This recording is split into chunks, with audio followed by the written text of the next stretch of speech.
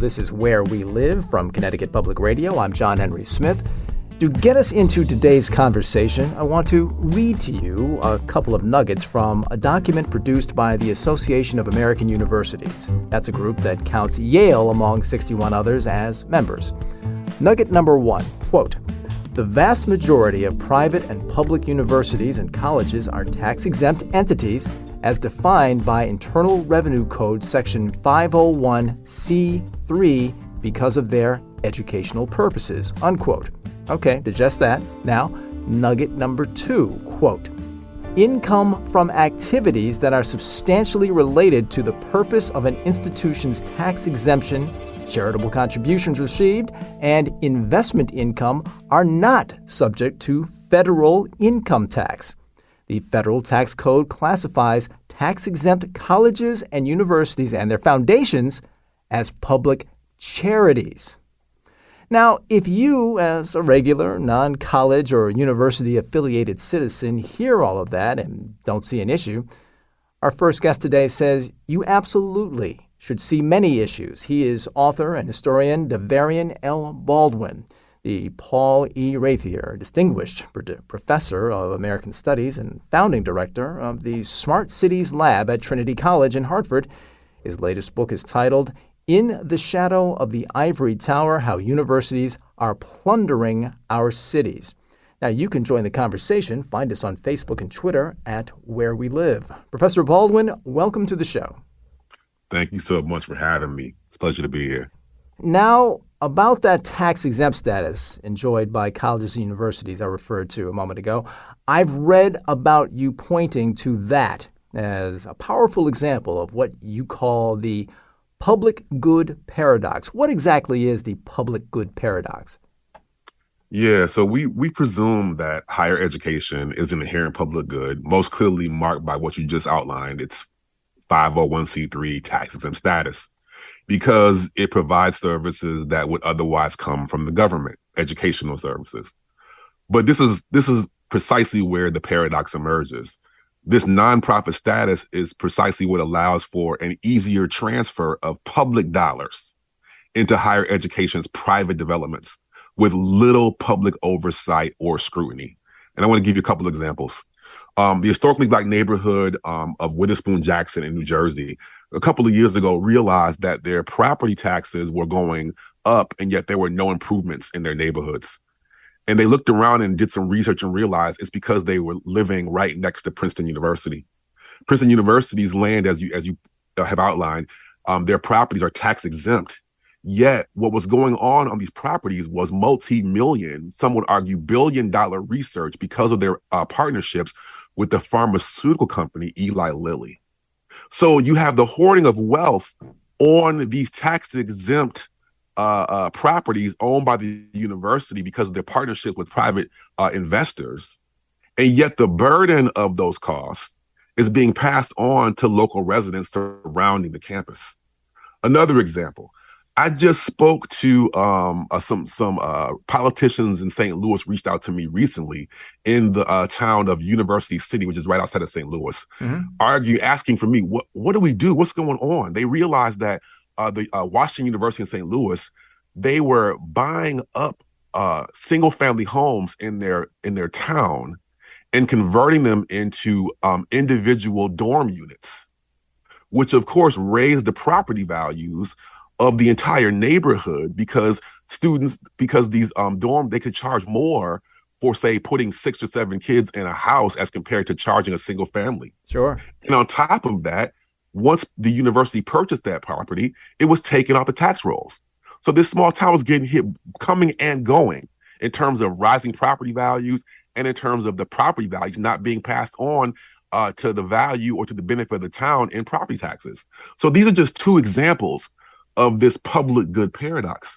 At the same time, schools also reap the benefits of fire services, snow and trash removal, road maintenance, other municipal services, while shouldering little burden. And again, these costs are passed on to homeowners, small businesses because of inflated property taxes. And also it gets passed on in terms of skyrocketing rents where residents can no longer afford to live in the areas. So this is what I mean by the public good paradise, where that property tax exemption becomes a financial shelter for universities and their private partners. I think most of us walk around thinking that a college or university's main business is education in exchange for tuition. But Right. again, after reading your work, it occurred to me that maybe a college's main business is real estate and development. Mm. Well, I will tell you a great anecdote. When the residents of Witherspoon Jackson, New Jersey, realized what was going on in the neighborhood, they sued Princeton and won an $18 million lawsuit for property tax relief. One of the residents was just so disgusted with what was discovered in their research that he dismissed Princeton as a hedge fund that conducts classes. Wow. All right. So what explains all of this? I mean, if we're being kind, Yeah, we call it a blind spot. If we're not being kind, then we call it something. We call it a plot, I suppose. But I'm not saying which we should be, more kind or less right. kind. But I'm saying those are Yeah. two terms we could use. But what explains the fact that all of us sort of assume these nonprofit institutions of higher learning what explains this blind spot on the part of legislators and all of us that these colleges and universities, it's okay for them to transfer public dollars into private developments with little oversight? How did we get Yeah, here? great question. So, I love that kind or not kind.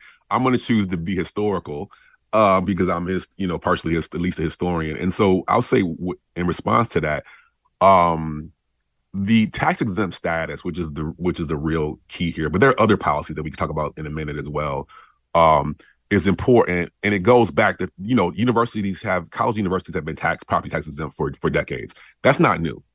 What is becoming more critical is in the 1990s, we began to see states all over the country contributing less to higher education. Both, and let's be clear, both public and private schools receive state funding. But now, to the degree that, in California, for example, the University of California, the state of California contributes about 13% of the annual budget to Berkeley. So some argue that it's a public university only in name. So in response to that, schools have had to figure out ways to become more entrepreneurial, is the word they use. So this means Air quotes. yeah, very much so. So this means leaning into long-standing, gray areas like the property tax exemption. And another element to this is in the 1980, there was the passing of the Bayh-Dole Act, where and they did this. Universities lobbied for the Bayh-Dole Act, which, and if you don't know this, most of the drugs and research that produces the discoveries that we have in our homes all the time, a lot of that research comes from university research. Most of that is federally funded. It comes from your tax dollars. For decades, because the research, the money for that research came from the federal government, universities could not take that research and turn it into intellectual property. It had to remain in the public domain. But with the passing of the Bayh-Dole Act, lobbied by universities, this gave them the right to take federally funded research and convert it into intellectual property and sell it on the private market. And the rewards and the revenues that came from that would come back to the university in the form of royalties. So when you combine the tax exempt status of the campus buildings with the research that's done in those buildings, this becomes a lucrative political economy. And I want to be clear that, many universities felt this is all we could do in the face of shrinking contributions.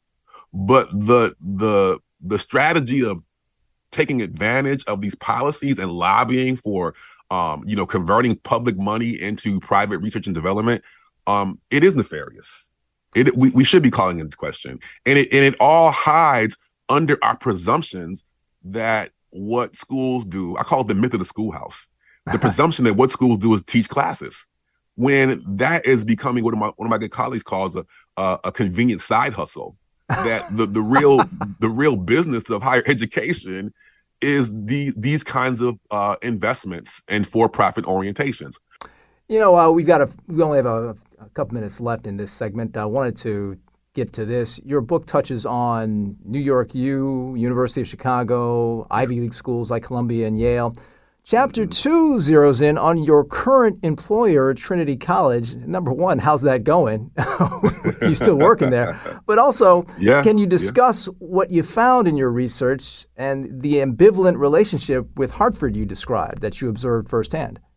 Yeah, I mean, Trinity is different. Like you mentioned, a lot of the other schools I look at are large, private or public, but larger universities. Trinity is a small New England liberal arts college like Williams or Baldwin or Amherst. And it positions itself as a kind of a pastoral refuge away from the city. But this is how it originally conceived itself, a retreat from urban life. But over the 20th century, with white flight and financial divestment, urbanization washed over Trinity. It came to its feet. And so by the time we get to the 90s and 2000s, for before that, Trinity saw what was happening all around itself, that poverty was emerging, urbanization was coming on for, and they turned inward, right? We're an elite liberal arts college of retreat. We have, big name donors and support and alum. We can just turn inward and maintain our reputation that way. But as Hartford was transforming all around them, they began to realize that people were afraid to come to the campus or didn't want to come to the campus. And its reputation got tied to the reputation of Hartford. So by this time period, we begin to see the rise of what was called enlightened self-interest. We'll invest in Hartford to the degree that it benefits our reputation. In the 90s, Evan Dobell, the president at that time, began to create and invest in, public schools, affordable housing, recreation. He called it Trinity Heights. But the results never matched up to the hype. And so after that, Trinity has continued to waver back and forth between direct engagement and its older vision of bucolic elite retreat. We have to hit the pause button right there and pick it up after a short break. This is Where We Live on Connecticut Public Radio. I'm John Henry Smith, in for Lucy Nalpadachel. Again, I'm speaking with Trinity College professor Davarian L. Baldwin about his book titled In the Shadow of the Ivory Tower, How Universities Are Plundering Our Cities. We'll be right back. Oh, this is Where We Live from Connecticut Public Radio. I'm John Henry Smith, in for Lucy Nalpadachel. We continue our conversation now with author, historian, and Trinity College professor Davarian L. Baldwin. His latest book is titled In the Shadow of the Ivory Tower, How Universities Are Plundering Our Cities. You can join the conversation. Just find us on Facebook and Twitter at Where We Live. A recent New York Times Magazine feature portrayed the city of New Haven as a home to a bustling arts scene that, quote, has emerged both because of and despite its association with Yale University. Now, we're discussing the, quote, public good paradox, a consideration of the social good done by colleges and universities weighed against the tax exemptions they get that put pressure on the budgets of the cities these institutions reside in. Earlier, Professor Baldwin and I discussed what he says is a national trend of the, quote, plundering of cities by colleges and universities. Now, Davarian, let's cast our lens squarely on our own city of New Haven and its relationship with Yale University. You talk about Yale's relentless control of New Haven as one extreme example of how, quote, colleges and universities come to significantly dictate the terms of urban living, from a city's housing costs and wage ceilings to its healthcare standards and even its policing practices. Can you explain why Yale's relationship with New Haven is such a stark example? Yeah, I mean, Yale tells a very American story, in the sense that in the 90s and 2000s, we see a shift from an industrial economy to what is now being called a knowledge economy. And Yale has been quite astute at establishing lucrative relationships with biotech firms to produce jobs and draw commercial revenue. But it's precisely in that moment where former Mayor Tony Harp identified a property tax gray area, because Yale is the city's biggest landowner with almost 55% of New Haven's tax-exempt properties. So for New Haven, this means that 40% of the city pays for 100% of the real estate taxes. This undercuts funding for schools and other public works for which the university also benefits. So at the same time, with this growing physical footprint, it also helps make Yale one of New Haven's largest employers, both the university direct the main campus, but also Yale New Haven Hospital. And so this dominance has had a profound effect, not just on the economics, but the governance of the city, whereby, and I saw this in other cases across the country, whereby you find outside developers or interests coming in, and before they even talk to political officials, they're talking to Yale officials about, the terms of investment. So what we're finding is that there's this growing concentration of wealth and property control at Yale, and then this growing campus footprint is further secured by a private university police force that holds public jurisdiction over the entire city. And we saw the contradictions and the horror of this responsibility, this phenomena, in 2019 with the false report and then police shooting of Stephanie Washington in 2019. When we look at land control, when we look at labor control, when we look at policing, when we look at the ways in which Yale New Haven Hospital dictates health standards, it's not provocative or hyperbolic to raise the name that some residents call this phenomenon. They call it Yale Haven.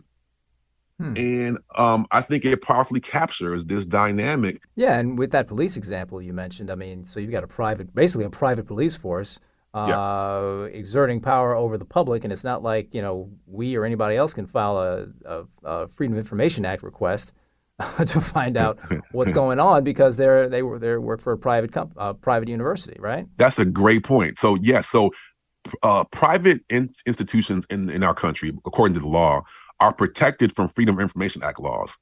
In this case, because Yale is private, that exemption gets passed on to its police force. So here you have a private police force, an armed private police force with public jurisdiction without public oversight. And so this is a phenomenal case that you see in New Haven, that you see on the south side of Chicago, that you see in Cincinnati. And so, for the historians in the room, this might remind you of like a Pinkerton dynamic, where you have a private security force securing and protecting the wealth of a private company. This is a phenomenon. And by Pinkerton, you mean the private security force of the coal mining companies. I'm sorry. Yes. Back in the late 1800s, early 1920s. Right. Yes. Okay. And so what you have here is actually, in today's knowledge economy, I've been saying that phrase a couple of times. What I mean by knowledge economy is simply the reality of the degree to which the research and development and the retail and the labor that goes on in universities and related tech and biomedicine companies, that's become the dominant economy of our country. And so with their growing role in the knowledge economy, universities have become our factories. And our host communities have become factory towns. And the point that I want to make in my book is that, on one side, this, they create jobs, they generate innovations. But on the other side, there is a cost for those who live in the shadows. When questioned about the school's level of financial contribution to New Haven last year by NBC Connecticut, Yale released a statement, and I'm going to read a little bit of that statement at a time. I'm going to parse it out a little bit to give you a chance to respond point by point. First, they say, quote, Yale spends over $700 million annually directly on New Haven. This includes compensation to New Haven residents who work at the university and many programs and initiatives that we support throughout the city, unquote. Your reaction to that? Yeah, the phrase, they didn't quite say it here, but the phrase that's become, I think you mentioned earlier, the American Association of Universities. This is a organization of university professors and administrators.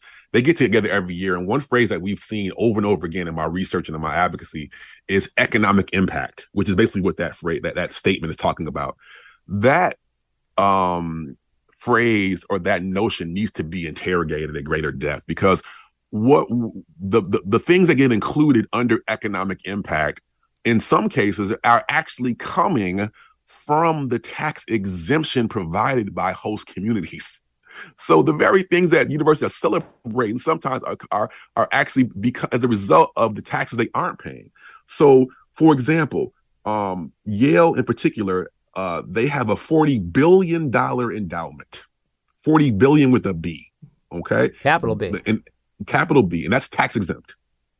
Okay, Yale, to their credit, they offer a $14 million payment in lieu of taxes. It's the biggest of its kind in the country. So, kudos to that. But let's compare again, 40 billion to 14 million. The organization New Haven Rising and related organizations have done some computational analysis and have assessed the properties owned by Yale and has argued that if we were to properly assess the properties that are held and owned by Yale, they would owe $157 million in property taxes. A year, right? A year. And the point here is that, yes, universities and other entities, they do offer services, they offer philanthropy, but this is all extremely undemocratic. Their wealth is propped up by public services, public labor, public resources, and yet it's to their largesse.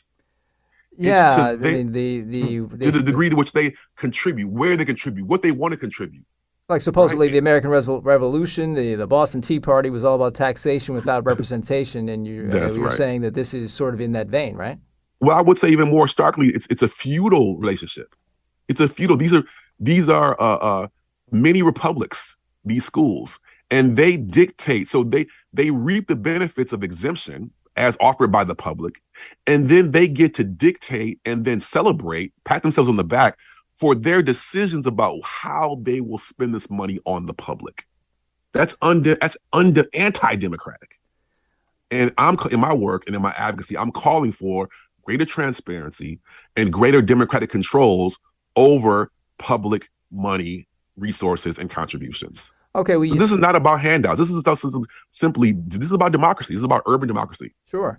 Yale, this statement that I'm reading, Yale released it in early 2021, and since then the school has entered into an agreement to nearly double its current yearly payments to the city of New Haven over the next 5 years. And they say over that span, it will total $135 million. But as you just pointed out, $135 million over 5 years versus what should be based on their property tax, based on their property holdings, $57 million annually. Right, exactly. So it's funny. It almost seems to hit on this idea. Like Dutch author Rutger Bregman, famously, he mocked a gathering of wealthy industrialists at the World Economic Forum in Davos a few years back for touting how much money they were contributing to charity through their foundations, and his pushback was, "Yeah, but you're still paying far less than you would if you just paid taxes." It seems like your whole issue is a microcosm, a big microcosm, but a microcosm nonetheless of the larger issue among the wealthy class in this country of tax avoidance.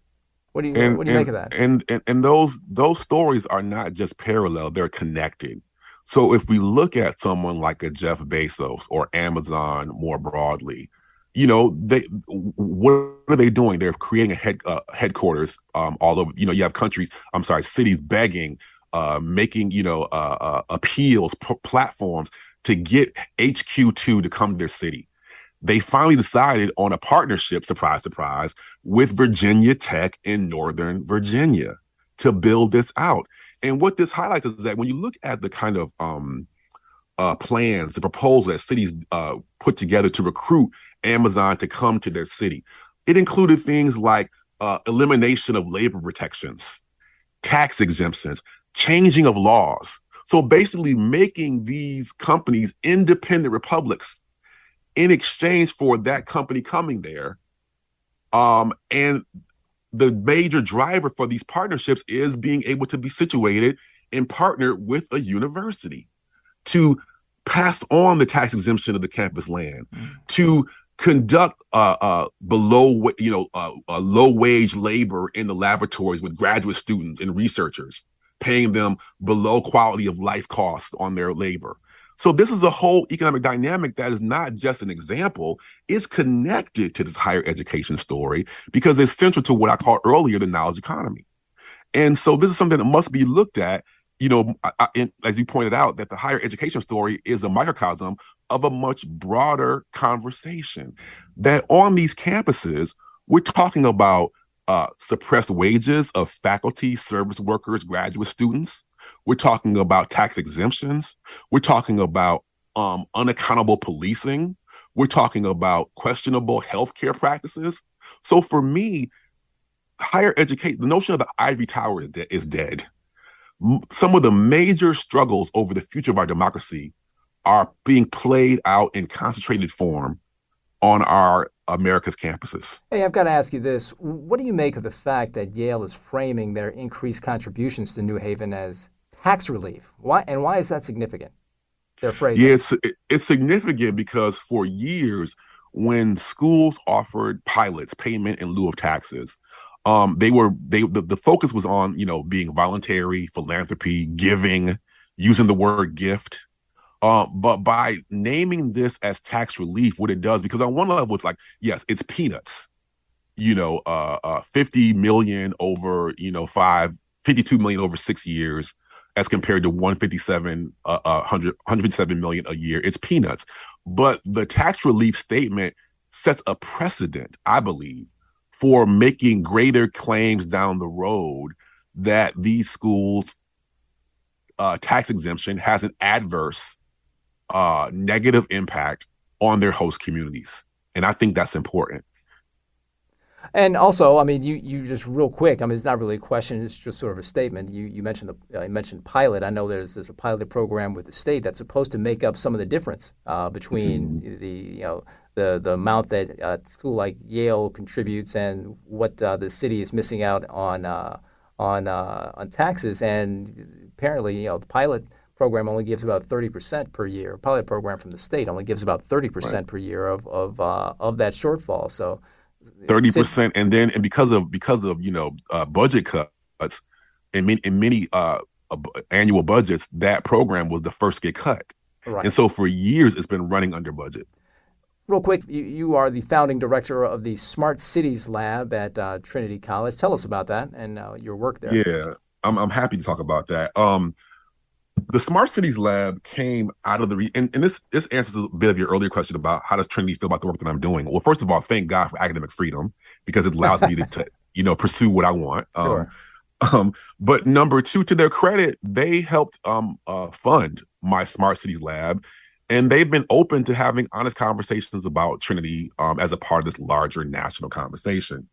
So out of my research, I began to say I'm amassing all this research and scholarship that didn't make the book, but could be useful to colleagues and cities across the country. And so I began to accumulate this database to kind of hold this information and share it. But after the Black Spring of 2020 and the protests that took place around George Floyd, Breonna Taylor, Ahmaud Arbery, I began to get calls from community groups across the country saying, you know what, we like what you're doing, but we don't want information. We need your advocacy. We need you to come out here and speak to people and to engage and to be transformative. And I was happy to help in that conversation. And so out of that, my lab, which in the more broader sense, it researches and consults on best practices for building equitable and just urban communities.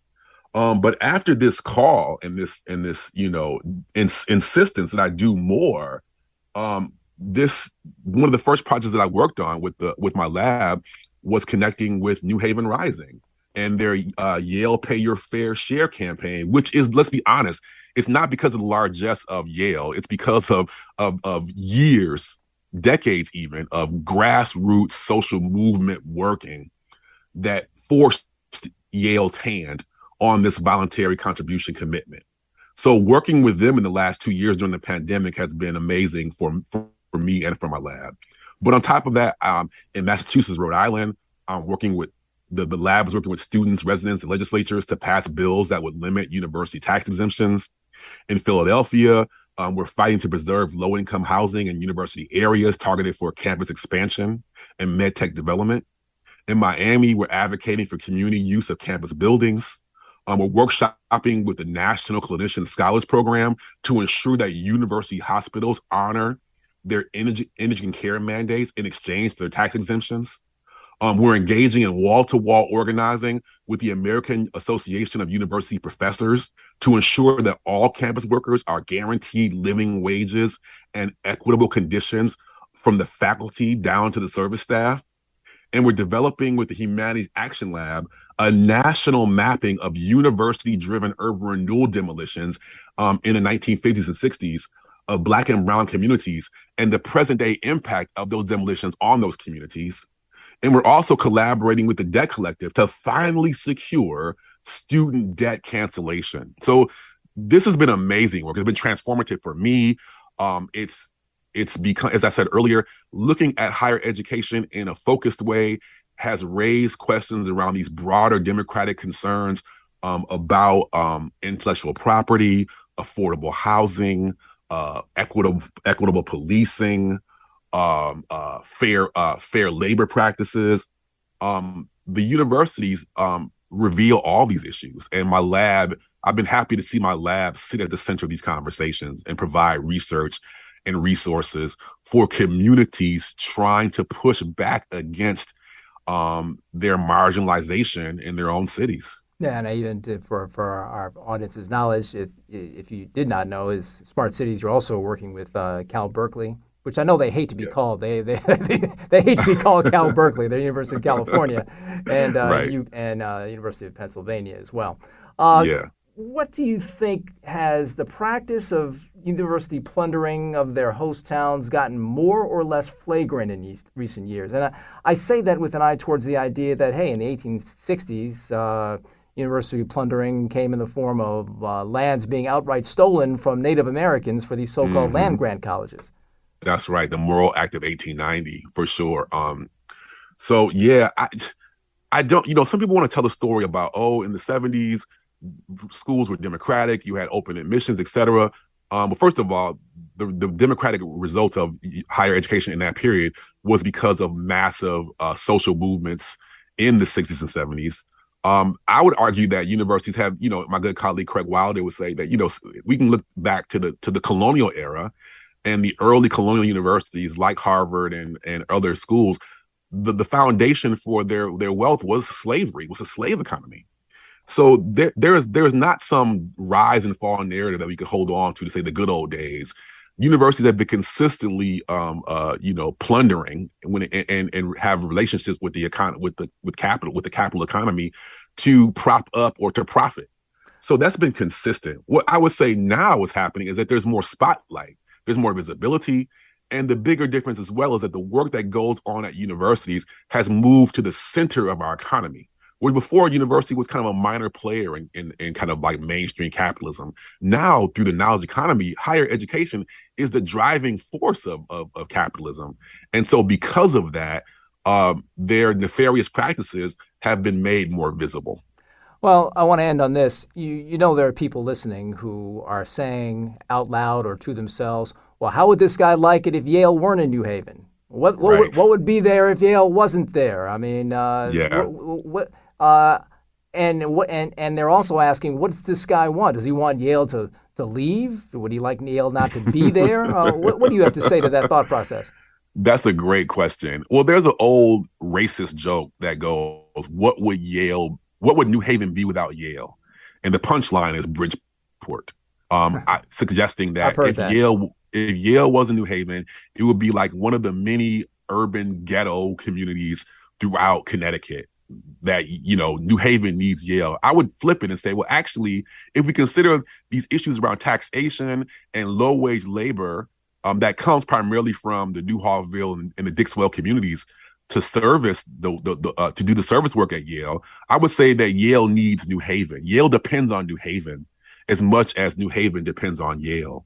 That so much of the low wage labor, the tax exemptions, the capacity for Yale to bully the city politically, is the grounds for Yale's prosperity. So I'm not arguing here for the end of universities. I'm arguing for a new reorganization of higher education. For every community that I speak to says we don't want universities to go away. We want them to be responsible. We want them to be transparent. We want them to be in service to the communities that make them possible. We're talking about a reconstruction, a revitalization, a belief that another university is possible. And that's the foundation of our work. My work comes not from a hate of universities. It comes from I'm a professor. It comes from a deep and profound love of universities. And to finish that point, universities, their claim to fame, their claim to fame, the way in which they brand themselves is solving the most difficult problems faced in the world. So if we take that claim to its logical conclusion, why wouldn't they begin solving the problems in their own backyard that they have a hand in creating? I believe in that. Well, I very quick pushback to what you're saying. You're saying, well, they need New Haven. Well, it seems to me there are a lot of urban centers around the country that have low land values, and they've got $40 billion in the bank. I mean, couldn't there be a day where universities with all that money in their endowment could be like sports teams? They say, if you don't give us what we want, we'll go to Poughkeepsie or wherever. Well, it's very difficult for schools to move because some of their reputation depends on their location. But yes, that could happen, which is why we need a national movement. And this is being argued about in the stadium conversation as well. A national movement that calls for accountability, for transparency, so that if schools threaten that, it will be more difficult for them to move. And I just think that's the reality, that we are going to have a come to Jesus moment about the growing power that these entities are holding over our lives, power that in many ways comes from us. This is a conversation that needs to be had in the stadium conversation, in the Amazon and tech conversation, in the higher education conversation. We're coming to an inflection point. What you are saying is that it's all connected. Yes, very much so. Very much so. Well, fascinating conversation. He is Trinity College professor Davarian L. Baldwin. His book is titled In the Shadow of the Ivory Tower, How Universities Are Plundering Our Cities. Davarian Baldwin, thank you so much for talking with us. Thanks for having me. Really a pleasure. This is Where We Live. I'm John Henry Smith, in for Lucy Nalpatachel. After the break, I'll be joined by the research director of Unite Here Local 34 at Yale, who's been organizing Yale to treat the city of New Haven better. You can join in the conversation. Find us on Facebook and Twitter at Where We Live. We'll be right back. This is Where We Live from Connecticut Public Radio. I'm John Henry Smith, in for Lucy Nalpatachel. As we continue our conversation about Yale's relationship with the city of New Haven, I welcome to the program Eddie Camp, Research Director of Unite Here, Local 34 at Yale. Eddie, welcome to the program. Thanks for having me. Did you hear any of our conversation between me and Davarian L. Baldwin, and what were your reactions? I did, and I thought it was really great. And I think that it was...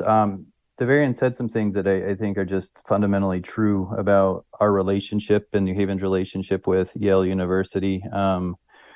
It has become a factory town where Yale is the dominant factory, and we realize that we need to have the community and the unions and the students and the graduate workers all working together, because we need a better partnership with the university. And so that's what we've been focused on over the last few years, both in terms of Yale hiring from New Haven, as well as Yale's financial contribution to New Haven. And I think we've worked closely with Davarian in a variety of actions to call attention to the challenges that the relationship between the university and New Haven present. And I think we've made some progress, but there's still a lot of progress to be made. And just for our listeners, if you could explain exactly Unite Here, Local 34, 33, and 35, I mean, which workers at Yale do you represent? Yeah, so I work for Unite Here Local 34. We represent the clerical and technical workers at the university. Unite Here Local 35 represents the service and maintenance workers. And then Unite Here Local 33 is a campaign of graduate workers who are organizing to get recognition for the work that they do and win a union at the university. And so that's sort of the different groups. And then we also work very closely with New Haven Rising, which is a community organization that has really led the campaigns on both hiring in New Haven as well as pushing Yale to contribute more to the city. Well, I know that the locals you just talked about in New Haven Rising, you all have done research on the situation in New Haven with regards to Yale. What have you found, and what impact has New Haven Rising had on that situation? Yeah. So, I mean, I think that we have a long history of working with the university and working with the community and pressing the university to be more accountable to the community. But recently, in 2015, Yale University signed a jobs agreement where they committed to hire 1,000 people from New Haven, with 500 of those individuals coming from low-income neighborhoods in New Haven. And so the most recent campaigns, we were gearing up, kind of looking at the progress of that agreement that Yale had made as the agreement was coming due in 2019. And so then we started looking into kind of New Haven and some of the challenges that the city faces in a little bit more detail. And I think we found some relatively powerful ways to think about both the challenges in New Haven and its relationship with the university. So I think kind of where our campaigns have started with their analysis and framework is we went back to the redlining maps. The one in New Haven was drawn in 1937. So these were maps that were drawn that locked people out of being able to get loans and build wealth to buy houses and improve their property. As in New Haven, as across the country, they were often drawn with kind of racist intent. And so we look at that map that was drawn in 1937 and we compare it to the low-income map of New Haven today, where there's low-income neighborhoods. And basically every low-income neighborhood today was marked as hazardous or declining by the redlining map in 1937. So we kind of talk about this as 80 years of segregated development in our city. And I think that that's a fundamental challenge that we really need the university as a partner on to address. I thought, as what Davarian said, that universities are really organized to solve some of the most complicated challenges in the world. I think that this is one challenge that Yale could really be focused on. But you take that a little bit further and you sort of look at current maps today and where the challenges are, and you see this pattern emerge where it's basically no matter the challenge that you name, it's the same neighborhoods that are getting hit the hardest. So if you look at asthma rates, if you look at the location of homicides, if you look at home foreclosures after the Great Recession, it's this sort of same pattern that emerges. And I think that sort of striking thing for us is we did all of this research right before the COVID pandemic. And we knew before the sort of infection rate maps were even public what the infection rate maps are going to look like. And sure enough, if you compare kind of the home foreclosure map after the Great Recession and the COVID-19 map, where the infections are the highest, it's almost identical. It's really quite striking. One area that we have focused on is kind of the New Hallville, Dixwell, Prospect Hill area. That's where Yale Science Park is located. And when Science Park was being developed, it was being developed as to generate economic opportunities for those neighborhoods, particularly New Hallville and Dixwell.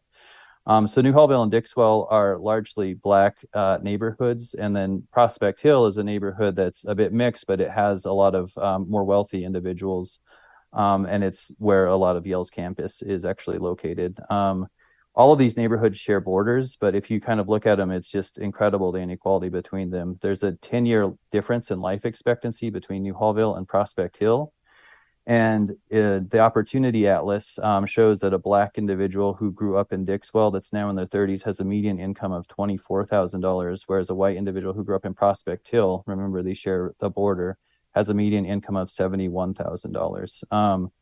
So these are sort of the problems that we identified, the challenges that I think we need a good partnership with the university to solve. But I think that partnership really needs quite a bit of work. And so that's where the campaign started to aim, is both in terms of pressing the university to hire more individuals from low-income neighborhoods, but also contribute more revenue to the city. And so that's, I think, where we ended up on the campaign.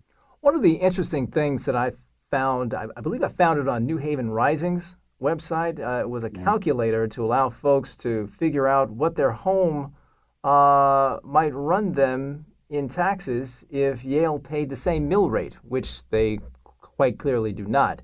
How impactful do you think that's been? Yeah, it's been a really powerful tool I think there has to be a lot of work to help people kind of understand how massive of a tax break this is. Do you have an example As from a just a kind of a typical home? Yeah, I actually, to prepare for this, looked up my address again. And so I found on my own home, I would be paying $2,686 less, and we could have the same level of services if Yale was paying the same mill rate as I was paying on my own home. It's a nice chunk of change. Yeah, and that's an annual cost, right? Potentially you could think of that as an annual contribution to Yale University that I'm making every single year. When you put it like that, that certainly that certainly is sobering. Um, Early in the hour, we discussed Yale's recent commitment to increase their voluntary contributions to the city. I mean, now they say they're going to up it to around $23 million per year. What has been the reaction among the community organizers to that? So I think that the way we've talked about it is it's a step in the right direction. It's potentially the beginning of a better partnership, but it's one small step where there needs to be many taken. And so that's how we've talked about it. I will say that on the other hand, we are quite proud of the fact that we've been able to move Yale University on this. And I think the thing that is really kind of important to recognize, though, is it took a lot to actually achieve that. This is a campaign that spanned over several years. We've done a variety of different actions to push the university in this direction. That included distributing over 1,000 lawn signs across the city that said Yale respects New Haven. We did a street painting where Davarian actually came to speak, comparing Yale's contribution to the city to Yale's endowment, which is still there today, and I think a really good piece of street art. We've had hundreds of people show up to New Haven budget hearings to talk about the challenges. There were citywide meetings and a variety of different door knocking campaigns across the city. And so it took a lot of effort, and sort of that is where we ended up. So I think that what we really want is Yale to contribute its fair share. This is one step towards that direction, but they need to take more. I think the other thing that, though, was a real victory in that is it also did cause an increase in the college and hospital pilot payment. That increased by $49 million a year. So if you combine that with Yale's increased contribution, that's $59 million a year for the budget, New Haven's budget, which is a pretty significant increase. I think one of the things about that, though, is that tiered pilot is obviously another form of public money, right? It's coming from the state to cover the tax obligations, or not the tax obligations because they're exempt, but to cover the gap in revenue Exactly. from the tax exemptions of Yale University. And not enough apparently is coming from that pilot program. No, and I mean, you I or anybody think else. that we're still left with the reality where before, when we were campaigning, we were talking about $157 million tax break to Yale University. And so I think it really comes down to sort of a moral question that's a difficult one, I think, and that is, why should a city as poor as New Haven be subsidizing a university as wealthy as Yale? And I think that is the question that we kept asking through the campaign, and I think it's a powerful question and a difficult one that Yale leaders need to wrestle with, because there's obviously these challenges that need to be solved in our city, and yet we have a tax exemption and a tax break that goes from New Haven to the university. Well, those Respect New Haven signs you mentioned, they're as ubiquitous, and they have been for a few years in New Haven as those food trucks on Long Wharf. So they've certainly made an impact in that way in terms of awareness. And the campaign that you mentioned, I am told that we have pictures from that campaign on our website. You can catch it on ctpublic.org. He is Eddie Camp, Research Director of Unite Here, Local 34 at Yale. Thank you so much for your time today. Thank you so much. Appreciate it. And that is all the time we have. Thanks to Katie Pellico, who produced today's show. Our technical producer is Kat Pastor. I'm John Henry Smith. Thank you so much for listening.